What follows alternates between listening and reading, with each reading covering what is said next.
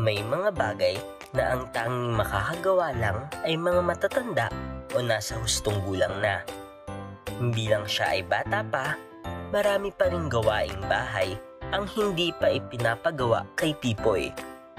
Ngunit isang araw, hindi niya naiwasang pakialaman ang maliit na apoy hanggang sa ito ay lumaki ng lumaki. Samahan mo ako sa isa na namang episode ng Mga Kwentong Chikiting. Alamin natin kung ano ang maaaring mangyari kapag hindi natin sinunod ang ating mga magulang sa kwentong Si Pipoy at ang Maliit na Apoy. Kwento ni Romel A. Pamaos, guhit ni Alisa L. Evangelista at salin ni Tony Panagu. Ano pong ginagawa ninyo? Tanong ni Pipoy sa kanyang nanay. Naghihiwa ako ng gulay para sa lumpiang toge. Paborito mo ito, hindi ba? Sagot ni nanay. Tulungan ko po kayo, nanay, sabi ni Pipoy.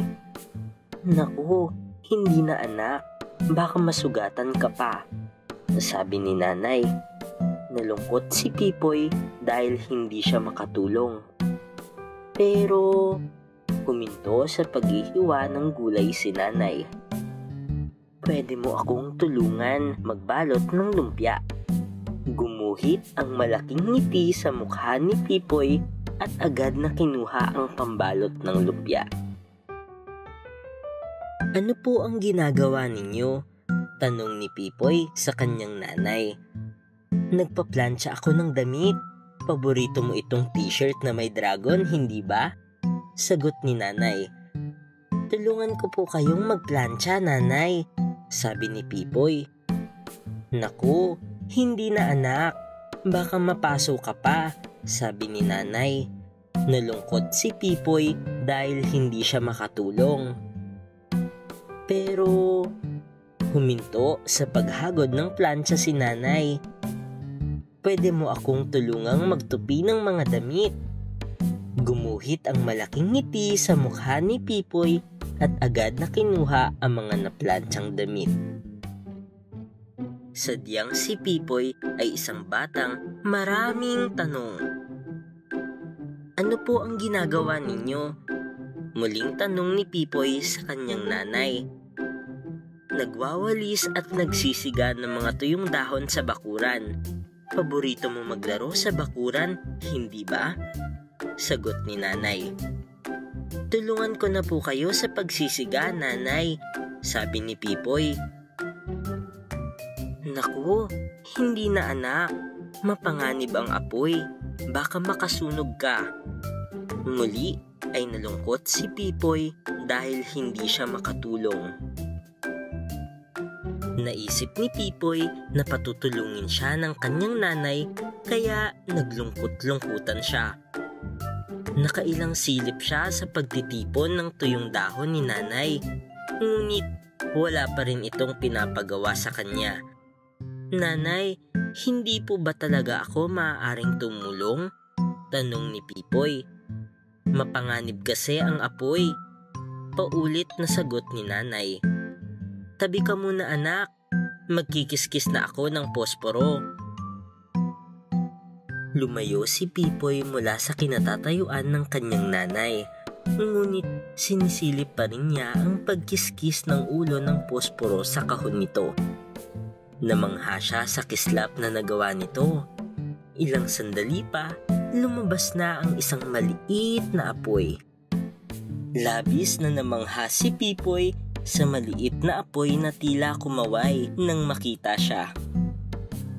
Inilapit ni nanay ang munting apoy sa mga nakatambak na tuyong dahon.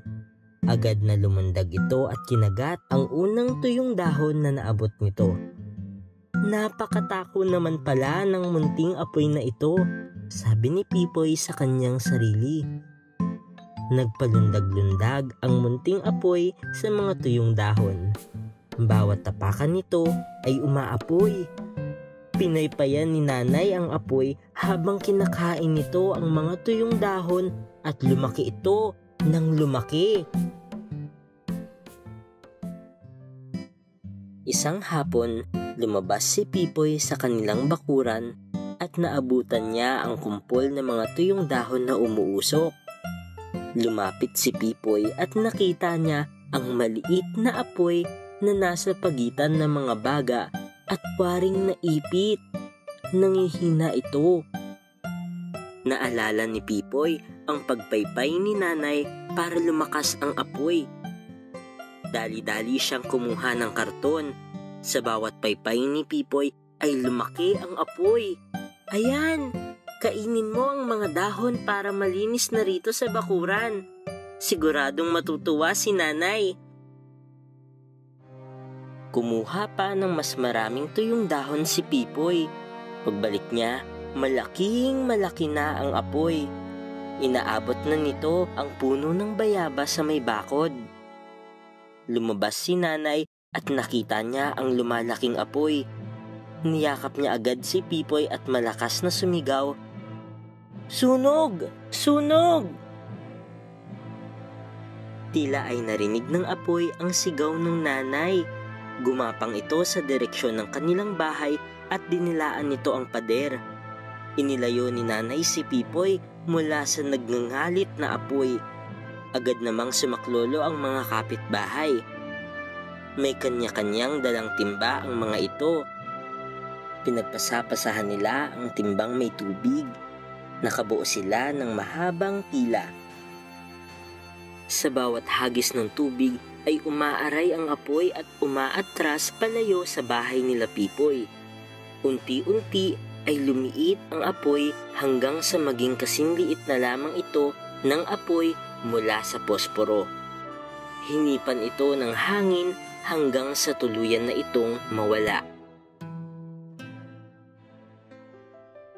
"Nanay, hindi ko po sinasadyang palakihin ang apoy," paiyak na paliwanag ni Pipoy. "Gusto ko lang po na tumulong." "Walang may gusto nang mangyari ito, anak," sabi ni nanay.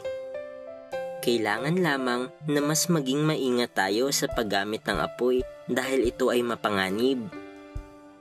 Mahigpit na niyakap niya si Pipoy. Ngumiti si Pipoy. Gustong-gusto pa rin ni Pipoy na tumulong sa nanay niya at sabik na sabik siyang lumaki para siya naman ang gumawa ng mga paborito ng kanyang nanay.